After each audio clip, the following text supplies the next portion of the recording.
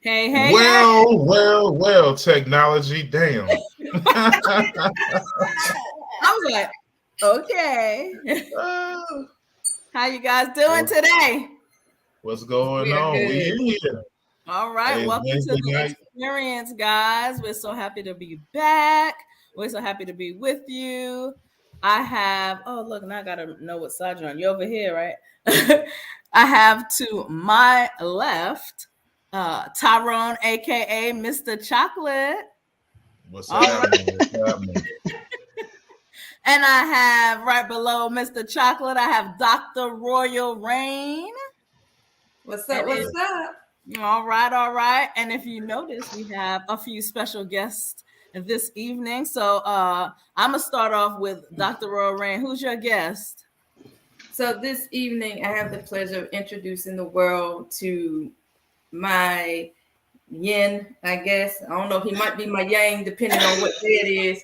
But shit, I'm the both. But anyway, this is my wonderful husband, Eric.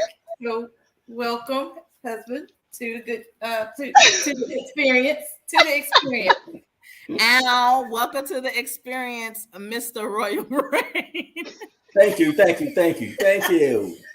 All right. And then right below me, I have Arania Adams. Introduce yourself.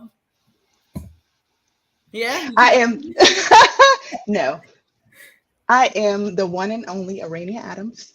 I am actually a licensed marriage and family therapist, but I am here on behalf of my couple, me.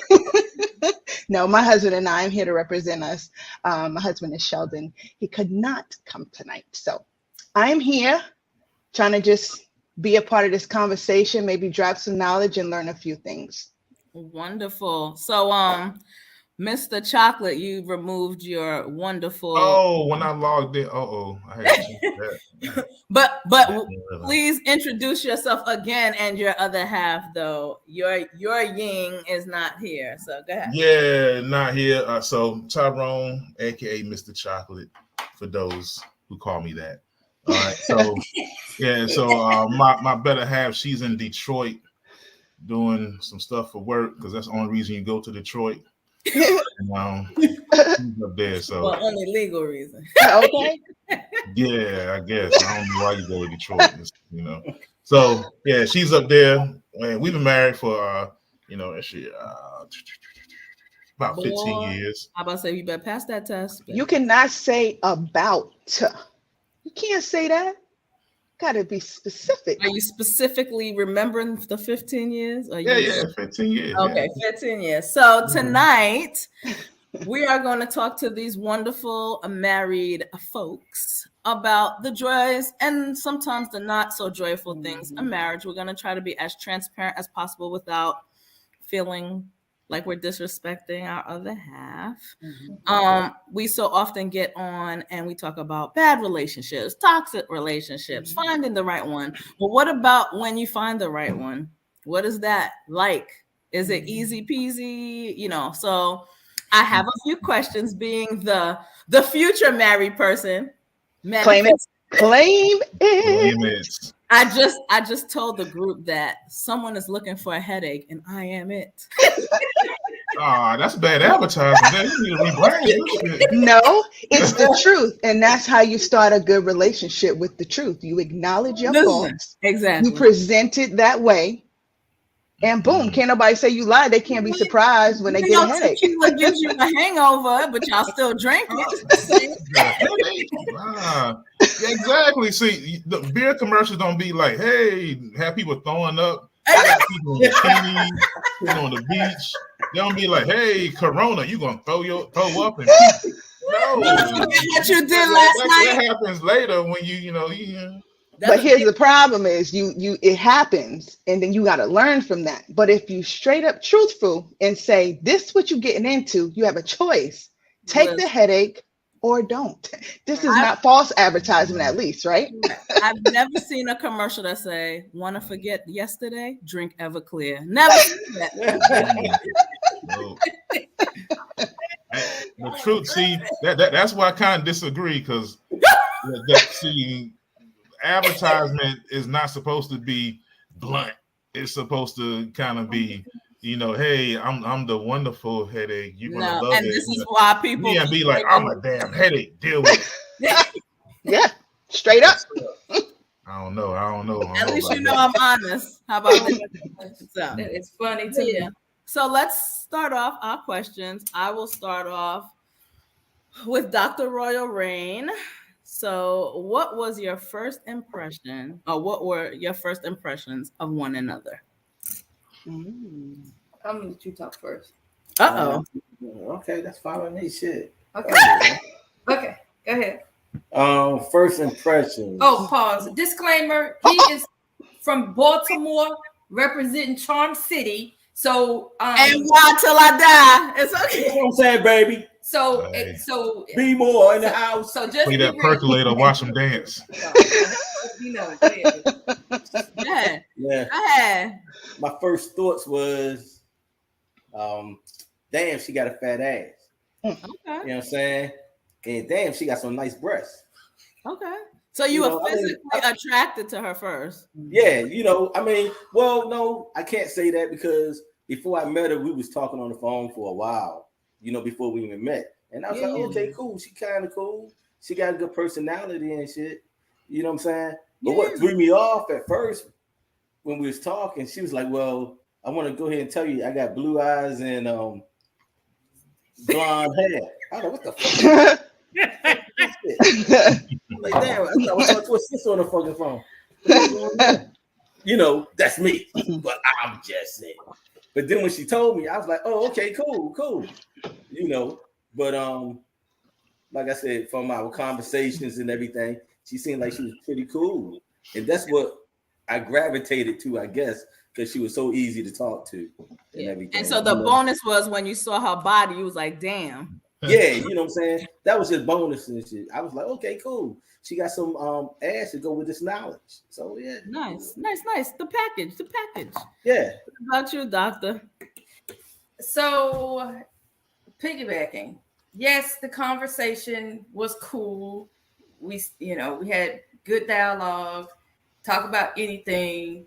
When I first met him, I thought he was kind of dorky. Oh gosh, man. Here we go with that bullshit. Oh, we'll smell Jada. This is the truth. Hit him with the Jada. I'm not going to tell the story. No, go ahead. Please tell the story. I'm not going to tell the story. Tell the story, please. So really quickly, because he said, tell y'all the story. Tell the story, please. The short version is when I met Eric on our first date, it truly was a blind date, because literally we met through a online dating service. Okay, so we had never met. We just had dialogue. And so when I first met him, appearance wise, he appeared to be very virginistic. Okay. Whoa. I did say virginistic. Yes, Eric. Yes, already I did say virginistic. He appeared to be very virginistic to me, which is fine. Okay. I don't know. I wouldn't like to be called virginistic, but I don't know what that means. But he had on these khaki pants and a Droopy Dog T-shirt. Y'all know Droopy? Yes, him. Oh my God! She keeps saying that shit. I don't remember that though. But you know what I'm saying? And I must say, she say virginistic just because I wasn't trying to hit the ass the first night or whatever. You know what I'm saying? So kind. I mean, but that's just not me. That's just not me. Was it that he wasn't aggressive enough? That's what made No. It wasn't even the aggressiveness. Just like physical, like literally when I looked at him, he just appeared to be like a little sweet, innocent thing. Because I am. I don't say nothing wrong with that. The whole little Catholic boy thing. Because I was. It's just so, See, so yes. Okay, so that's us. So do y'all need a session right now? Do this need to be a live therapy session? Because I could make that happen right now. We can handle it. I just changed my name on here. Oh my God. All right, Tyrone, the first time you saw, pronounce your wife's name again, I apologize. Sherry. The first time you met Sherry, what was your impression of her? But I met my wife. We known each other since grade school. Oh wow! So I was a little kid. So you I was thought like, that she was annoying. she was just a little kid. She was a girl. I mean, I thought she was a pretty girl. And but like when I started, like, hey, I'm trying to do something. That was like later in high school. Okay. I think so. We had an English class together. And so first she was in English class, and I'm looking around. I'm like, oh shit, she done filled out. I'm like, okay, all right. Puberty's been kind to her. All right, all right. So that's summer vacations now. And I was like, oh, okay. And then so in high school, I was like, I was in the sports. I was like all over the place. So I was kind of, but then I was shy. I didn't really know what to do.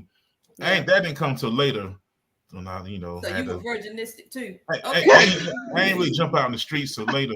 I ain't really know. I was like, I like doing shit and whatever. But we got put in a group together, and I was like, oh man, look at this. Look at God.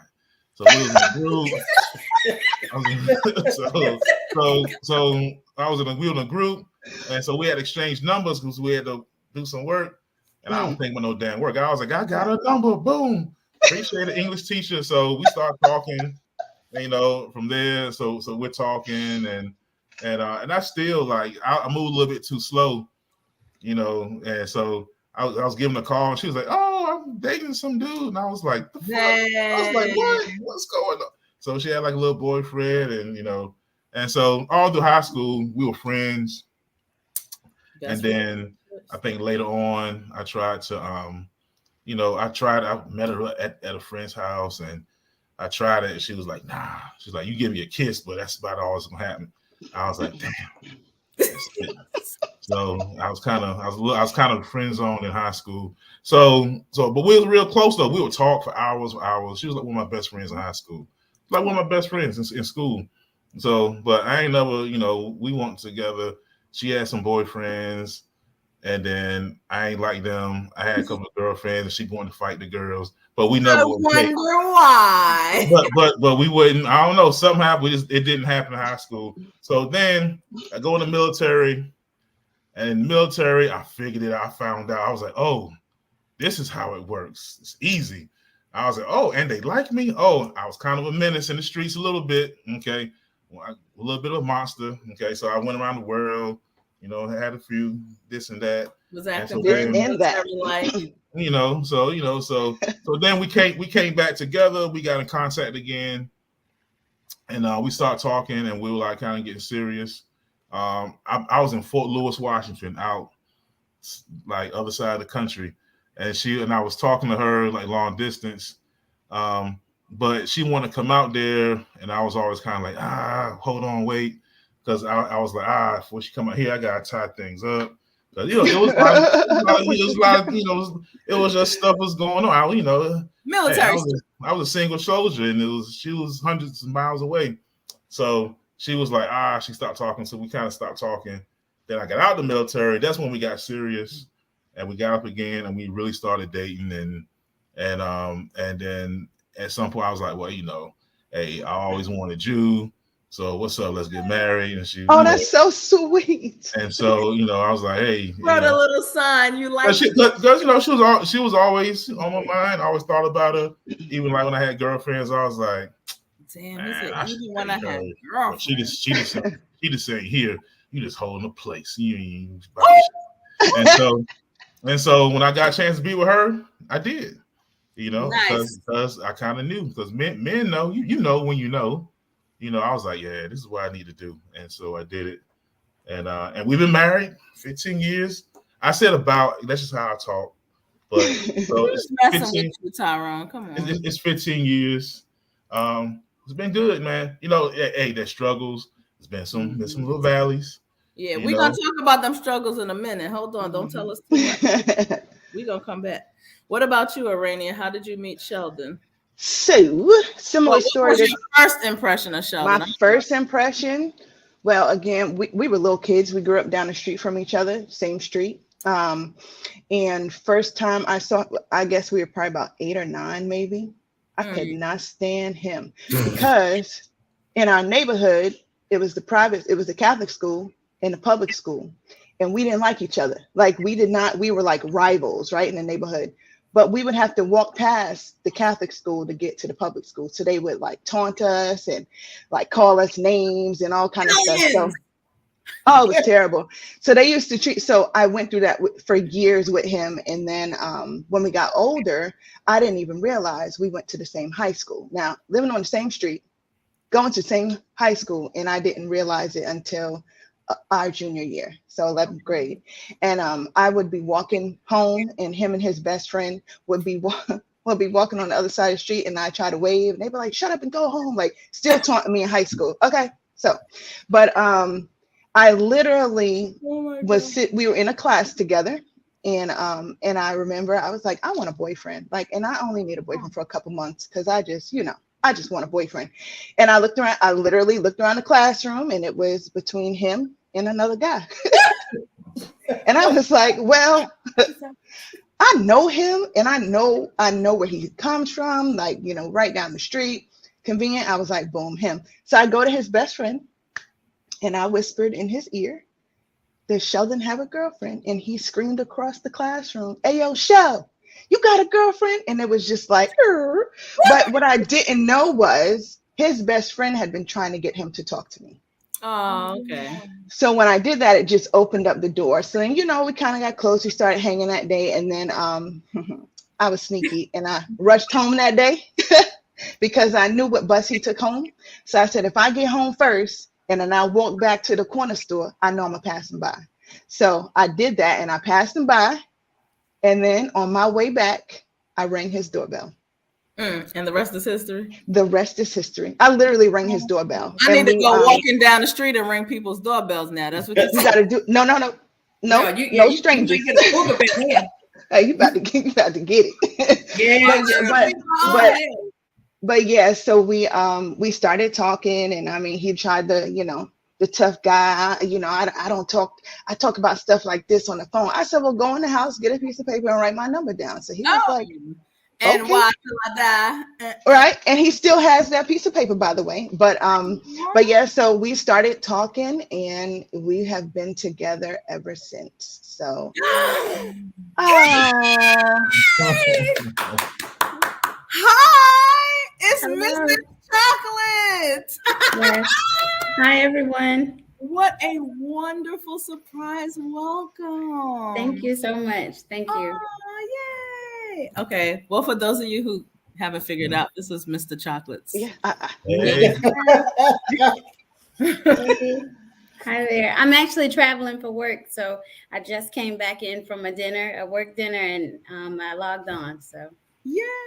I'm so excited. It's a good surprise. Okay, well, you're right on time for the serious stuff. So we heard all Wait. Whoops, sorry. I didn't tell you what Sheldon's first impression was of me. Oh, he already told you. Okay, go ahead, girl. Oh, yeah, he told me this. Yeah. I said, what was the first thing you thought of me? He said, well, when I looked at you, I said, she got a nice ass and some nice titties. I said, what is that? Okay. He was like, hey, that's what I thought. I was like, okay. But you see, I used to sneak out of class, and I would go to the gym because I used to like to look at his legs and his butt and all this when he played basketball. So I would literally peek in the gym window, and I would just be watching him. Yeah. So physical attraction's huge. But apparently, because titties and ass. It definitely helps. Sorry. At least he was honest, right? So no, I mean, But you know what? And I'm gonna be real with you. You know, we always hear so much of relationships that are built on just the physical, but it sounded like it was exciting to see the physical and then also have that we're able to talk, because Tyrone said it, Arania said it, you know, like we were talking, we talk on the phone for hours. And then when I saw him, I was like, damn, to add it together. So that's I'm halfway there. Joking, I'm messing. All right. Claim it, girl. They online. They just don't know they're online. So, serious question.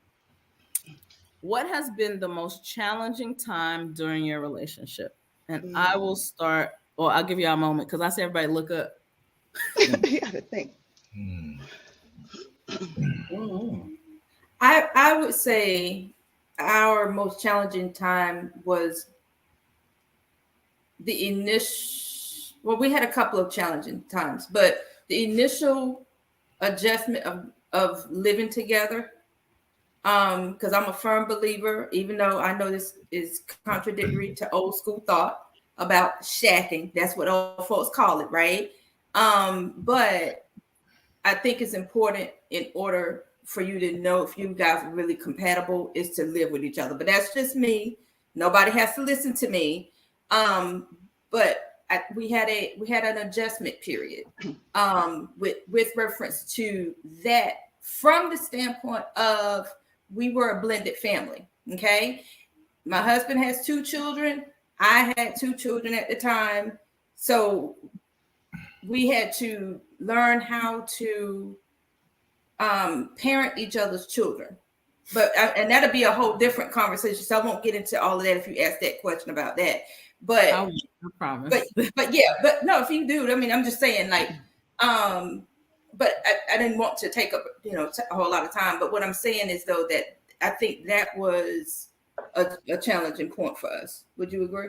I mean, I guess so. I mean, because, it's one thing just dating or just hanging out or going to each other's spot or whatever.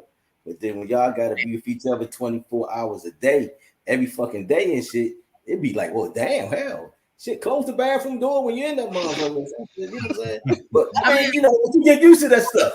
You know what I'm saying? I mean, you get used to it. And I mean, it's just getting used to each other, I guess, is the first initial thing, I guess. But after that, it's like, okay, well, you do this, I do that, a little bit different. So, but you get used to it, and it's like, really, them differences or quirks is what make you like care for each other even more sometimes, though. You know what I'm saying? Because you be like, well, damn, she do that. I kind of dig that, and when she don't do it, I kind of miss it. So I mean, yeah. Y'all stringing this hopeless romantic's heart. It's so cute. Okay, Arania, what has been the most challenging time during your marriage? Believe it or not, it was like we were married well over 10 years. And it was just a lot of transition. It was, jobs transition, or not being happy in jobs, or, finances was looking, kind of funny. That's a big part of your relationship, things like that. Our kids was young. It was just a lot of stuff moving. And so it just created it created a lot of tension between us. And I think for us, because the history of our relationship, because we've been friends for so long, and I mean like literally growing up together and just being friends and experiencing new things together, and just we were kids literally when we started dating, 16 and 17 years old, but just growing up and, getting used to each other. But because our relationship was built off of, friendship and conversation, we did not argue when we dated. Excuse me. We didn't argue. We didn't fuss. We had friends who would get mad at us because they argued all the time. They couldn't understand why we couldn't argue.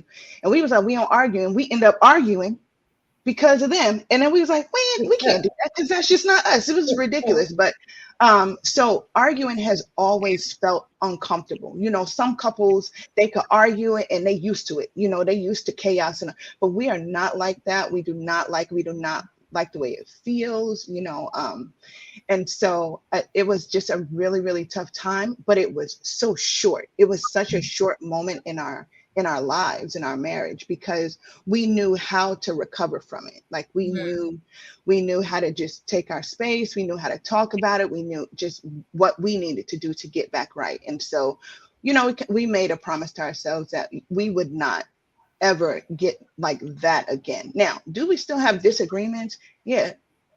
Who doesn't, right? But it's not like that one moment in time, so but yeah, so that was pretty tough because it was just uncomfortable for us. So gotcha. Sounds good. What about you, Mr. and Mrs. Chocolate? What has been the most challenging times in your marriage, or the challenging time in your marriage? Well, I'll go first. I think for me, the most challenging time was when he returned from deployment, because so it happened really quickly that we got married. Our nephew, who was 16 at the time, moved in with us.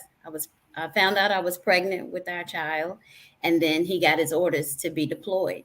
So all of we moved in together, got married, like everything happened very quickly. And so the most challenging time was when he came back from his deployment and thought that we would pick up where we left off. And I was very angry because he left. He was gone for a long time, for almost a year. And there were a lot of firsts that I experienced by myself, like our daughter's first, just about everything.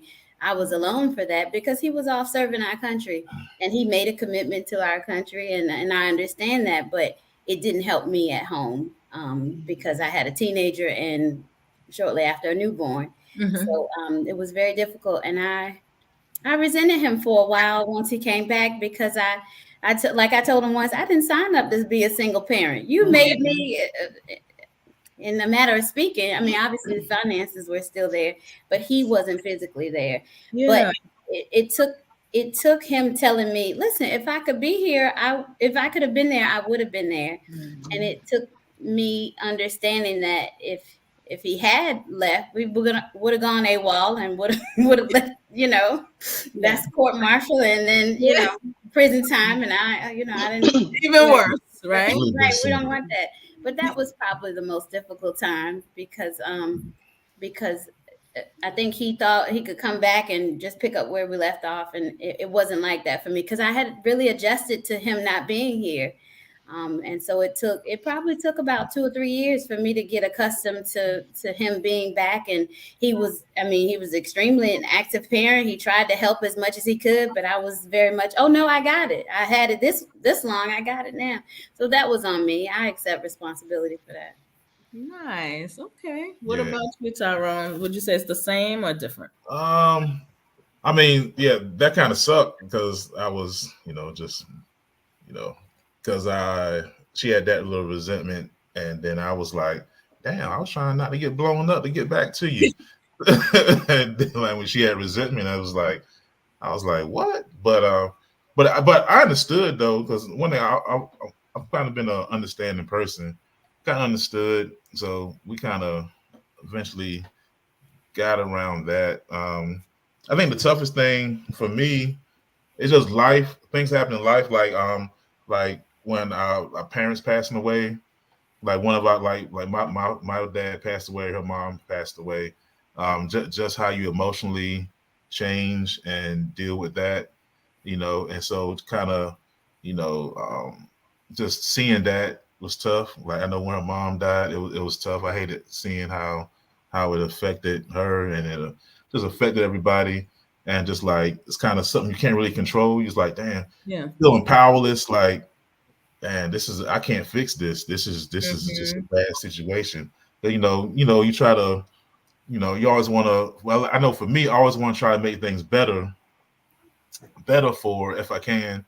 And that was tough, not being able to do anything and seeing her like be, because that was her homie, her mom. So that was tough. And then when my dad had passed away, just, that was really hard because, like as a dude, you don't want to be all emotional all the time, and that's something that, like men deal with. And it was like, and I was kind of hurt. I was really hurt about it, but and then I kind of fell into the everybody was like, oh well, you know, you gotta be strong for everybody, you gotta hold it down, and so that was a big struggle, and I think that kind of affected, you know, me with relationships with her and everybody around me a little bit because it just made me a little bit different, you know. Yeah.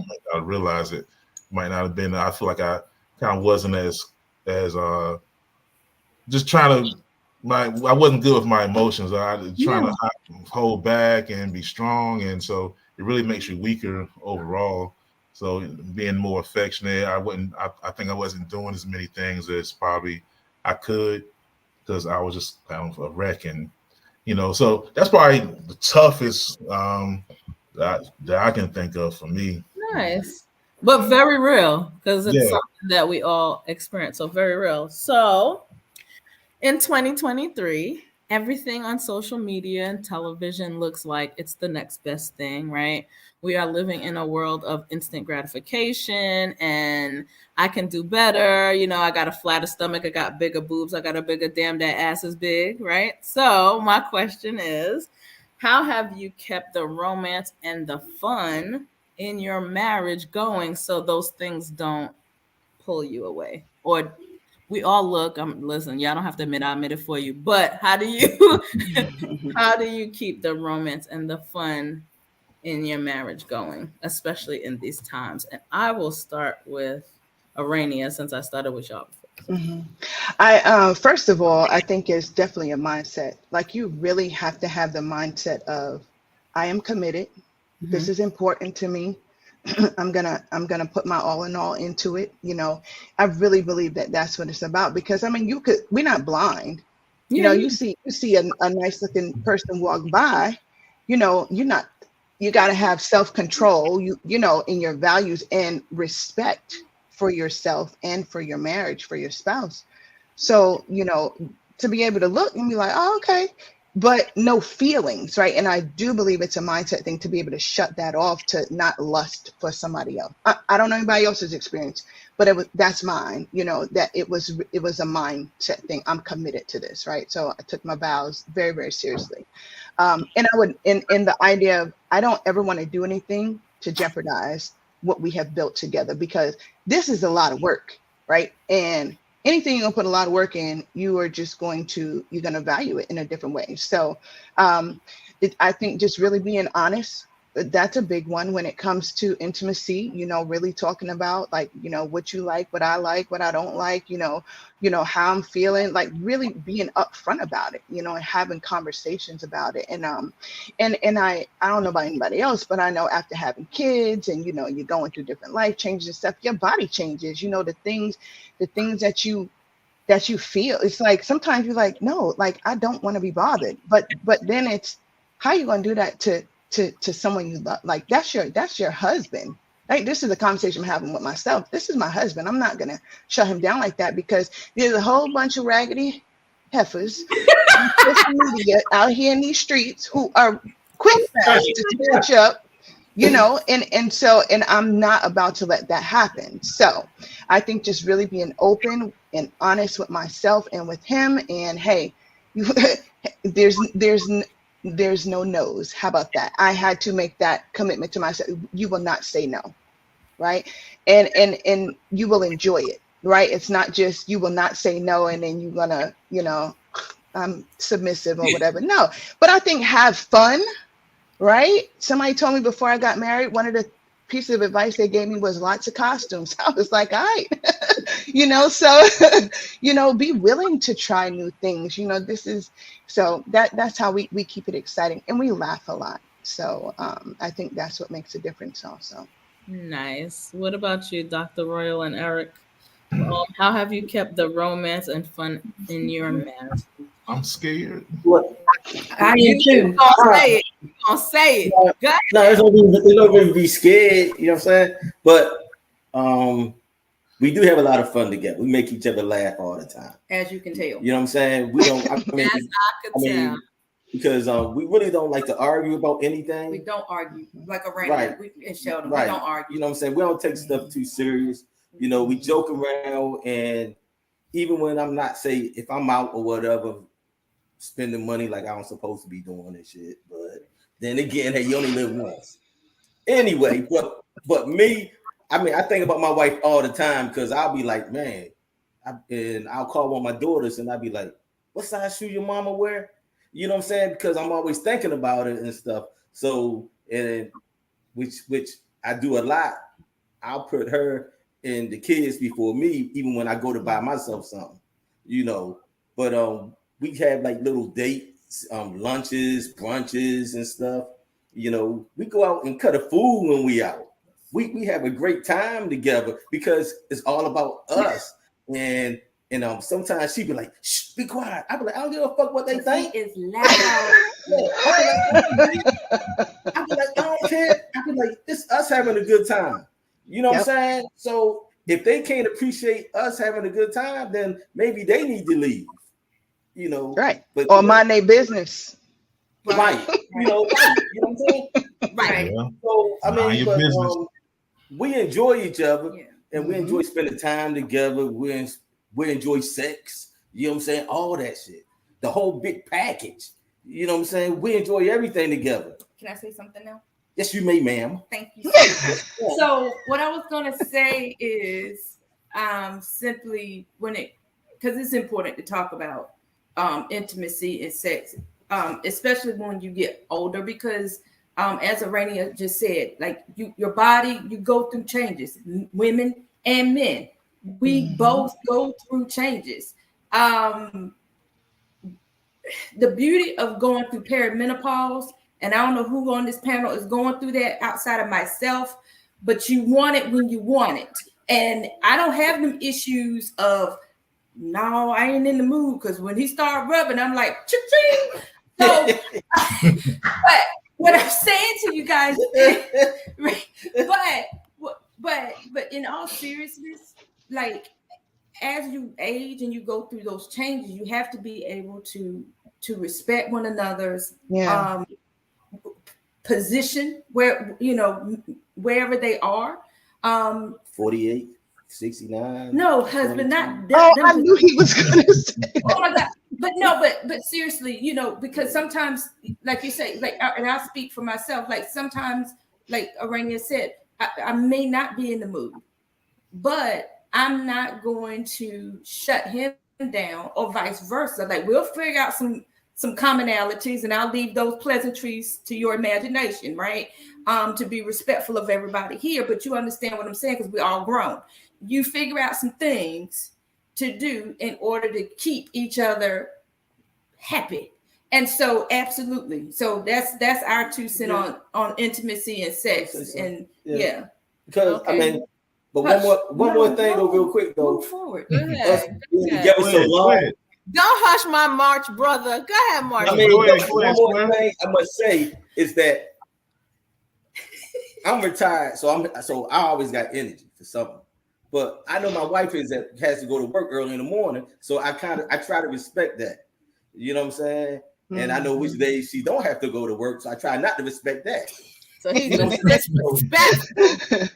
So I mean, you know, because I know she got to get up early in the morning and go in and stuff like that. So that's why I try to do things so that she don't have to, like, say, have dinner ready for her and then the baby and stuff like that. Yeah, you know, he does all the cooking. So, you know, I mean, it's give and take on both parts, regardless. I just want to say before we go on to Mr. and Mrs. Chocolate. So I've been around Arania and Sheldon, and I've also been around Eric and Dr. Royal. And when I tell you that, yes, they are always laughing and always acting a fool, I've experienced both separately, and I promise you they are not exaggerating at all. I believe it. Hey, I'm with it. Hey, man. listen, if you're not having fun, then I mean, you boring. That's how I see it. Like, I act a fool, so I just slide right in. Ain't no third wheel. Slide right in. She ain't lying either. Tyrone and Mrs. Chocolate, how do you keep the romance? Sorry, I'm tripping over my own mouth. What have you done to keep the romance and fun alive in your marriage? So we still go on dates. We go on dates. My love language is quality time. So I enjoy going out on dates. We could literally just be in the bedroom, and he could just be sitting at the foot of the bed, and I'm just happy that he's right there. So it doesn't. I'm pretty easy in that. I just rub my butt a little bit, fill me up a little bit, and that's all I need. Like, Listen, honey, high I five. don't need a lot because if I want to go shopping, I go shopping, or I don't really, I'm not into gifts and things like that. I appreciate it. It's always appreciated. I work remotely, and it's nothing for me to go to my desk in the morning and he's put a pair of earrings or like some jewelry or something really nice on my desk, or he'll leave love notes in like little canisters around the house that says, I love you. Do you love me? Check yes, and like little So things all sweet. around. So it doesn't take a lot, to keep us kind of going. We're both pretty easy, chill people, and just kind of loving being around each other. We don't cut a fool. Nobody will put us out of a restaurant. Like a little quiet, but we have a good time. We have similar interests. Like he enjoys fishing, but I don't like fishing. So I'll bring my kayak. So we'll go to the lake while he's fishing. I'm kayaking around the lake. So we just try to find ways to spend time together, and we don't have to be like right there with one another, but we'll try to find ways to kind of both enjoy what we're doing. So there's always a happy medium. I'm the queen of compromise, so I'll find a way for us to both be happy and get what we want. I like right now I'm traveling, but I enjoy traveling solo. And my favorite thing to do is come back home to them. Like I miss my daughter and my husband so much. I can't wait to get back home to them. So that also helps. Like just having a little break away from them and like really missing them. And like tomorrow when I get home, I can't wait to like hug them and kiss them and just, be with them again. So it's always good to have those little breaks in between. I'll go on a girls trip and come back home to them. So go ahead. Yeah. What about I think that's important. A lot of people, sometimes that little distance, builds the fire up. You be a bunch of people all the time. Sometimes you got to get a little short separation, and that kind of builds your fire up. And then you good to go. Yeah, but we're simple though. A little rub here, a little tug there. We good to go. he said Not it? a tug. Not a tug. You said a tug. I love it. Move. Yeah, just like Rubbing and tugging. I'm right now.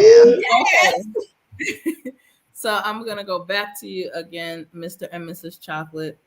Do you think what it means to be a good wife or husband has changed over the time that you've been together, and how? I know y'all need time to think. From when we first got married, we thought. So here, let me do a little narrative. So when we first get married, or when we decide, okay, I want to get married, in my mind, you're saying to yourself, I can be the wife or husband this person needs. I can be a good wife or husband, right? Because no one's going, I'm gonna be a shitty wife or husband and then getting married. Even if they are, they just don't say. Okay, so there is a standard that you've created in your mind of what a good wife or husband is, right? So I'm asking, thinking about when you first said, this is the person I want to be with, to now, has that changed? Has that? Absolutely. For me, we got married when we were 29, and I was still getting to know myself. Like my core values haven't changed, but what I thought a good wife, because my mother was a homemaker. She didn't work. She worked in the home, but she did not go to an office or anything like that. So my mother had dinner prepared we had 3 meals a day, and so to me, being a good wife started out being I cook every single meal. I do all of the household, so the typical roles that a woman traditionally does. But as I evolved and matured, I realized that sometimes that's not the most important thing. sometimes being that rock and being the steady person, just being a safe space for him to unload about, what has gone on throughout the day or throughout the week.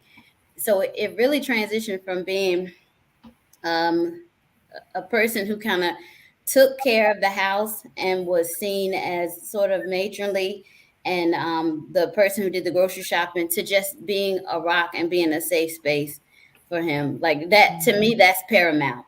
We can go get food from a drive-through, but if I'm not there, then that changes the whole dynamic of the relationship. So for me, it is more about being a great wife and a great mother. And that has nothing to do with how well a cook I am or how clean the clothes are, how white the whites are, how they pretty, Yeah.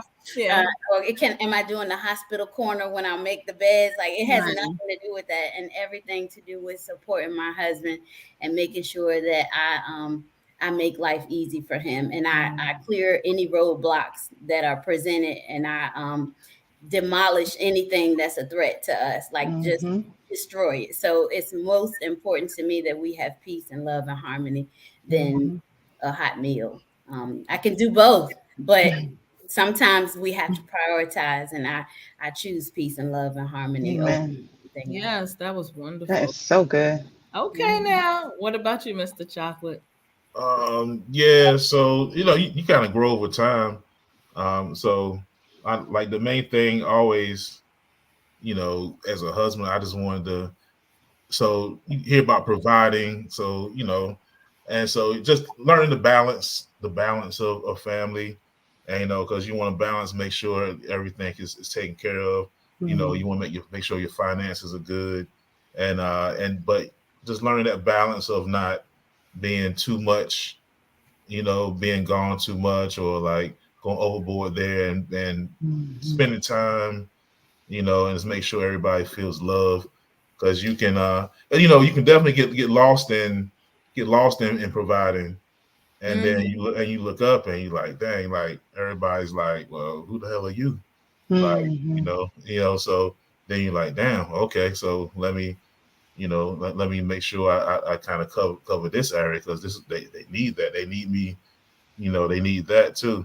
So just learning that, just growing over time as a husband, you learn that, and just that was the main part for me, just learning that balance, The balance. and still learning. It's still because if I look, sometimes if I mess around, I look up and it'll be unbalanced, and I'm like, oh shit, let me hold on, let me straighten up, let me cover this area that I'm not covering. So that's kind of the thing with that.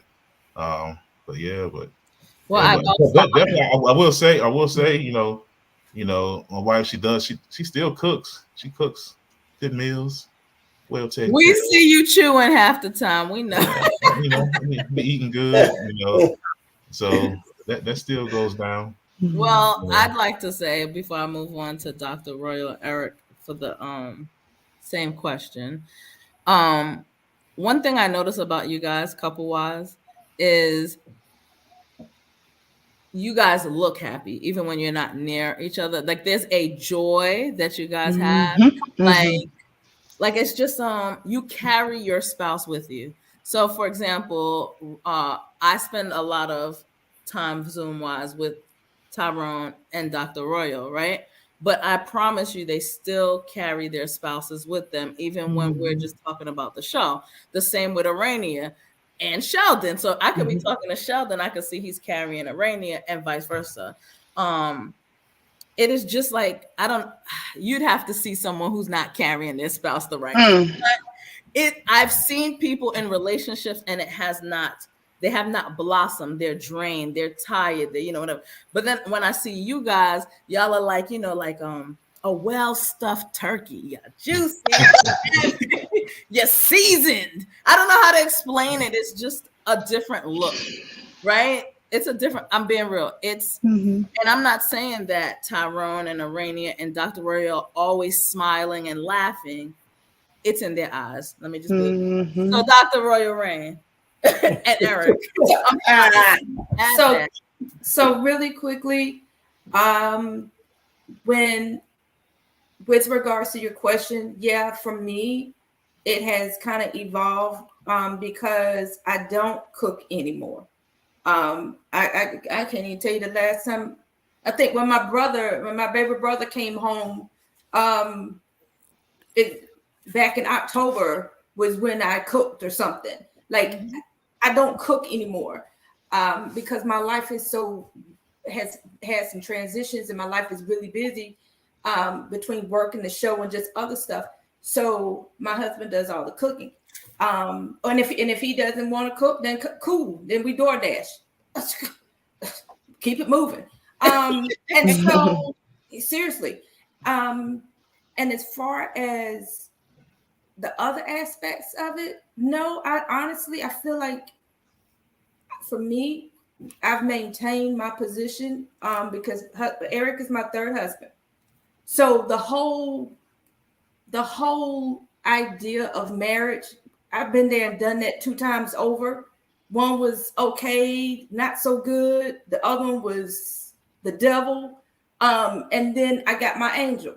So for me, going into marriage with my husband, like I was comfortable with who I was as a woman, and also just understanding what my role is as a wife, which is to have his back. And piggybacking off of what Sherry said, yeah, what you won't do is play with this right here, ever. That's right. You will get hurt. If you mess with me, he gonna get you. And if you run up on him wrong before you even step, I swear for God, you're gonna get cut. So okay. on God, I'm telling you. So yeah, that street gonna come out. You be like, what? Nigga call 911. So Leave him alone, baby. So so just understand, yeah, you for me, we have kind of gone through a change. Babe, would you say you've evolved? I mean, and we switched roles too, because no, we have, because now that he's retired, when he was working, he was still stuck in military mindset, very regimented, very militant. Will cuss you out in a minute. Still do that. I'm about to say. Yeah, but not and he doesn't cuss me like he was talking about his employees. But the thing is, like, now that he's retired and he's relaxed, and I'm the one that's still the workhorse, we have literally switched our roles to the extent that he's more nurturing, more engaged with with our son, because our other kids are adults. Like, he does all of that stuff, and I'm the one that's around here bitching and rah, rah, rah, rah, rah, what the hell y'all do? Like, it's me now. So it's super interesting to see that whole dynamic. Go ahead, baby. I'm sorry. Nah, that's cool. But because Baby Cakes is my second wife and my last wife. Absolutely. I put that. Again, on God. Because it's reciprocated. Because for me, when I first got married, I was in the military, like she said, and I wanted to be like my dad. My dad was a Marine. He was recon, special ops. So I said, I'm going to outrank my daddy. He going to call me sir. So every opportunity I got, I was gone overseas somewhere, And so the first marriage didn't work. It couldn't, because I was gone all the time. So I wasn't trying to put forth no effort for it. And so, a good marriage is, you learn things. It takes effort sometimes, and you got to keep growing. I mean, you don't want to never settle for, it's okay right now. You want it to always be great. You want to always have that laughter and fun and joy. So, it's continuous growth. And I think that's what we had. Because even when I was in the working as an exec, she would always put that push behind me to let me know that I could do it. Because I would come home from like Houston or from a meeting or something, and I'd be like, "Babe," I said, "It's crazy because," I said, when I get up to speak or whatever, I'm the only brother up in the conference. I said, everybody looking at me and they looking for me to make a mistake. you know, because as soon as I make a mistake, they'll be like, well, how do you know that? Where did you get that information from? You know, and if I wasn't on point, they'd be trying to come at me. And she would always push me to be the best that I could, you know, always. I mean, even when my own company wasn't supporting me, she would send me like edible arrangements or something to the office, you know, to let me know that I was doing a great job. And just little things like that would be like, yeah, that's my woman right there. That's my baby. Yeah. You know, and so like now, like she said, the roles have changed a little bit. And now he's pushing me to be great. But I've always supported her, even when she would be like, hey, babe, I'm gonna have to stop working so I can finish school. I'm like, well, go ahead and stop working. Fuck it. Shit. I got money. I mean, I don't give a damn. Shit. We'll make it do what it do. That was God. You know what I'm saying? That's who made that happen. Yes, we were blessed so that we wouldn't have to worry about it. But I always tried to tell her to be the best that you can. Don't never settle. You know, and same thing we try to teach our kids. Don't never settle. And we've always had a partnership because a marriage is a partnership, and we try to work hard at it. But the thing is, when you love it and enjoy it, it's not even working at it. Yeah. You know, it's just so easy. It just bam matches. It's one piece of the puzzle matching with another piece of the puzzle. They both go together so fine. You know, so it works. It works great. Nice. Yeah. What about you, Arania? Well, I agree with all of that, but and I should say, my husband and I, somebody asked us years ago, you know, how do you all have such a, healthy marriage, or how do you stay together for so long? And we looked at each other, and one of us said communication, and the other one said compromise. And so that has been like our tagline, because we're like, it can't work without both. And so I kind of look at, that evolving. You have to grow. You should be evolving all the time, because you always learning something new about your spouse and about yourself.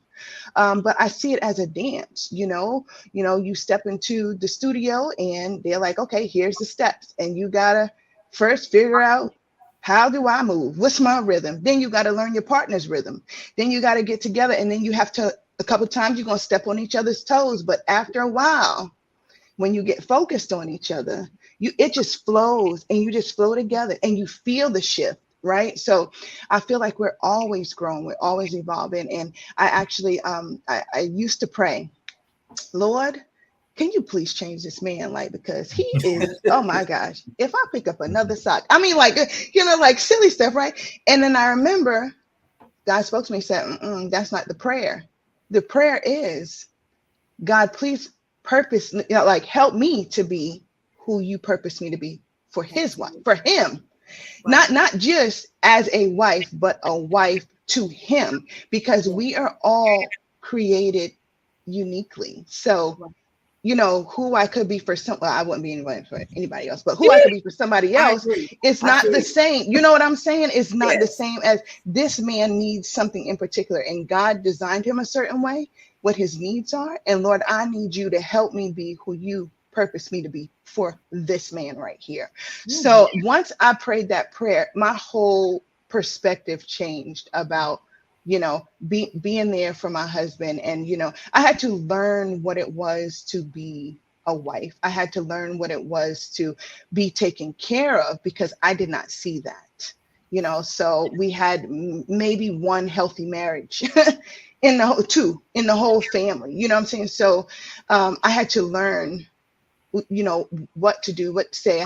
My mother was in that main role. So, I didn't see a husband taking care of a wife, or, a wife, I didn't see that partnership, I should say.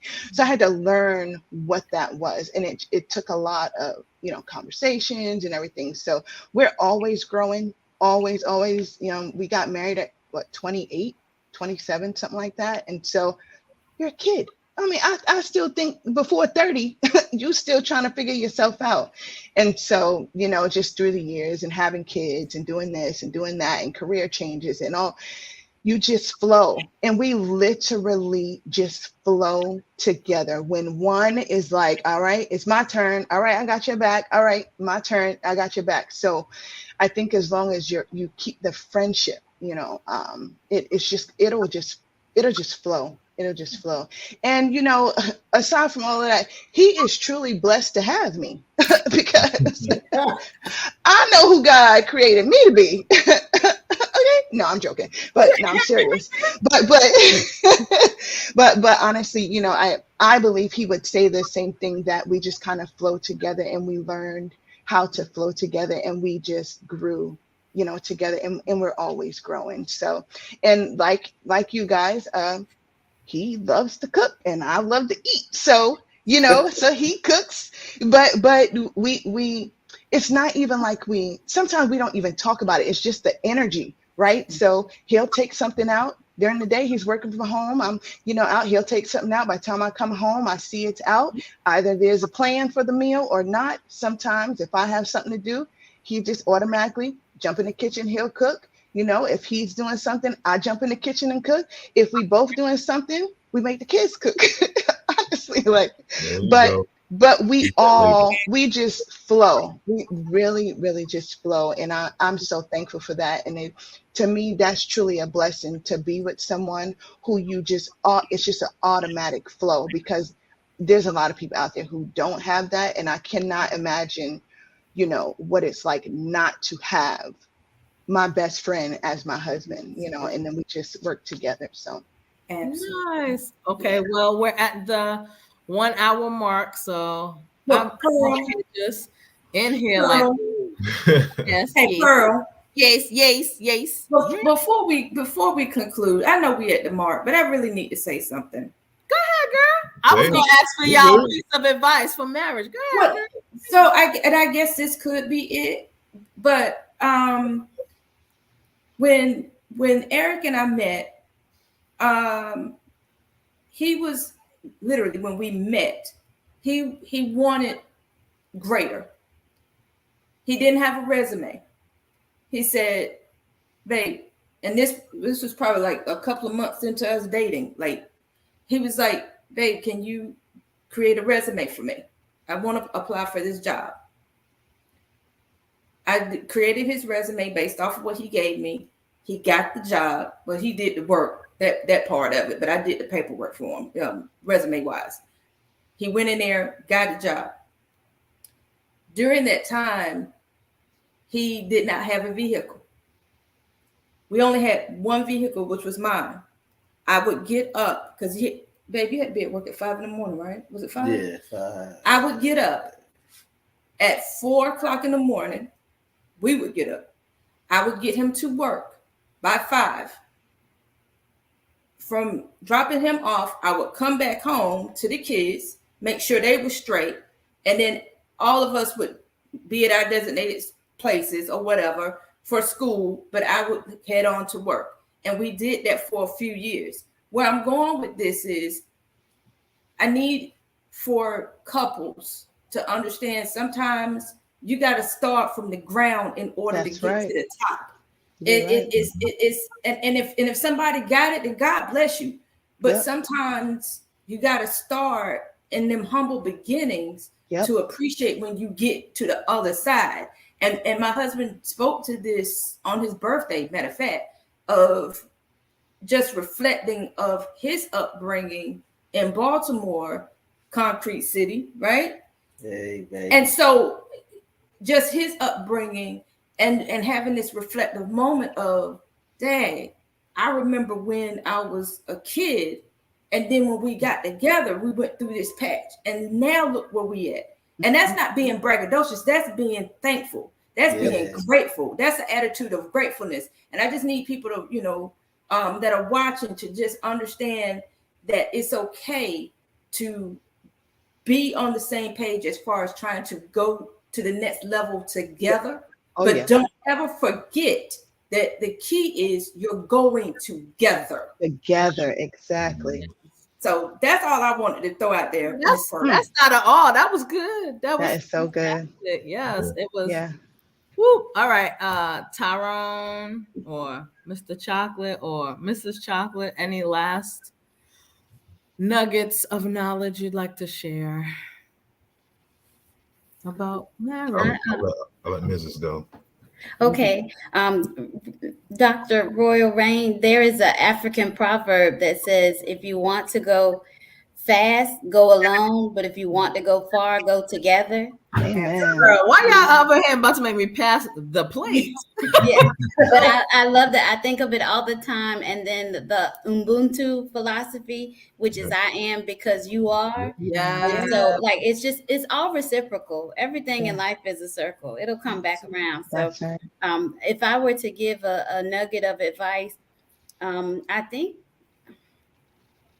think it would be to be mindful of and observant of how people treat their families, because I think that if and I'm not saying everyone has to come from your partner doesn't have to come from a good family, but if you're mindful of how they treat their family, it's typically going to be how they treat you. That's right. So I just, I've always kept that in mind, even with friendships. Like, how do my friends treat their families? Because that'll ultimately determine how they treat me. Because typically, no one is treated better than the family. So that's my advice. Just be mindful and watch how people treat their families. Tyrone, did you want to add anything to that? Yeah, just real simple advice for people, trying to think about whether they want to get in a relationship or not, or you're in a relationship. Stay off the internet. Word. All right. So stay off the internet. Definitely get off YouTube, because that's all toxic. Unless you're watching us, stay if you want. Unless you're watching us. I'm talking about like these guru people or all these. Hey, if people are single and they never had a partner in years, I wouldn't take advice from that person. True. It's like taking advice from a mechanic and they work on bikes and never worked on a car before. It's asinine to see that a lot these days. So, talk to people that's been there, that's actually in the life and successful at marriage. That's what I would listen to, rather than somebody who's just, out here talking. Yeah. This has been so good to my soul. Lots of laughter, lots of love. I think what I'm going to take away from this is, one, center yourself with God. Yes. Whatever your version of God is, with God, right? Your core foundation, your core morals, all of that, right? Center yourself. Don't lose that, right? That's your foundation. Second, I haven't heard one person on this panel said they looked for that person. I did not hear one of you say that. And that's important, because all of you have said some type of friendship, some type of best friend. Don't force it. It'll be natural, right? I've never seen two people who are best friend forced. It is just natural. It is not a destination. It is a journey, right? So the best thing in a journey is to understand not where you're headed, but what you want it to be when you get there. And knowing that you never stop. You're like, oh, let's keep going. Let's keep going. So I say all that to say that in a world where internet tells you that there's no point in marriage and there's no point in that, and when you get tired of that person, you can move on. I'm here to say that I witnessed from all these couples that when you find your best friend, that you realize there may be others out there, but they're not for you. You want to stay with your best friend. So yeah. I want to thank all of you for joining us tonight. Can I have a final word? Absolutely. I was going to say, in relationships, I know I said the compromise and communication, and also there's no selfishness. A relationship will not work if you're not friends. And if you're selfish, it's just not going to work. So, and you got to do the work, because it won't work if you're not putting in the work. So it's a beautiful place to be. I've said that before. I've told someone that if I am with a person and I'm so busy giving love and you're so busy giving love to me, how can we go wrong? We're just always in this constant right flow, the cycle. When they get it, they'll get it. That being the case, Thank you all for joining us on The Experience, where the experience is always good. And thank you guys for joining us. Have a wonderful evening. Thank you. Bye.